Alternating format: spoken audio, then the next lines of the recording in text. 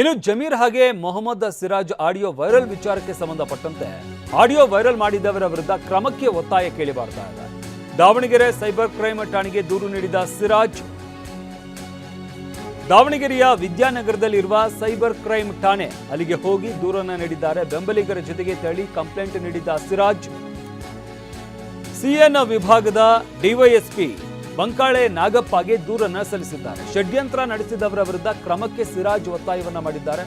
Audio ವಿಚಾರಕ್ಕೆ ಸಂಬಂಧಪಟ್ಟಂತೆ ಸಿರಾಜ್ ಕೂಡ ಸ್ಪಷ್ಟನೆ ಕೊಟ್ಟಿದ್ರು. ಆ ರೀತಿಯಾಗಿ ನಾವು ಯಾವುದು ಮಾತಾಡಿಲ್ಲ, ಜಮೀರ್ ಅವರು ಕೂಡ ಆ ರೀತಿಯಾಗಿ ನನ್ನ ಜೊತೆ ಯಾವುದೇ ರೀತಿಯಾಗಿ ಮಾತುಕತೆ ನಡೆಸಿಲ್ಲ ಅನ್ನೋದ್ರ ಬಗ್ಗೆ ಸ್ಪಷ್ಟನೆಯನ್ನು ನೀಡಿದ್ದಾರೆ. ಇದರ ಜೊತೆಗೆ ಜಮೀರ್ ಕೂಡ ಮಾಧ್ಯಮ ಪ್ರಕಟಣೆಯನ್ನು ಹೊರಡಿಸಿದ್ರು. ಯಾರೋ AI ಆಡಿಯೋ ಮಾಡಿ ಈ ರೀತಿಯಾಗಿ ಆಡಿಯೋ ಹರಿಬಿಟ್ಟಿದ್ದಾರೆ, ಇದರಿಂದ ಕೆಟ್ಟ ಹೆಸರು ತರುವಂತಹ ಕೆಲಸ ಮಾಡ್ತಾ ಇದ್ದಾರೆ, ನಾನು ಕೂಡ ದೂರು ನೀಡಿದ್ದೀನಿ ಅಂತ ಜಮೀರ್ ಅಹಮದ್ ಹೇಳಿಕೆಯನ್ನು ನೀಡಿದ್ರು. ಆದರೆ ಈಗ ಸದ್ಯಕ್ಕೆ ದಾವಣಗೆರೆಯಲ್ಲಿ ಈಗಾಗಲೇ ದೂರು ದಾಖಲಾಗಿದೆ. ದಾವಣಗೆರೆ ಸೈಬರ್ ಕ್ರೈಮ್ ಠಾಣೆಗೆ ದೂರು ನೀಡಿದ್ದಾರೆ ಸಿರಾಜ್.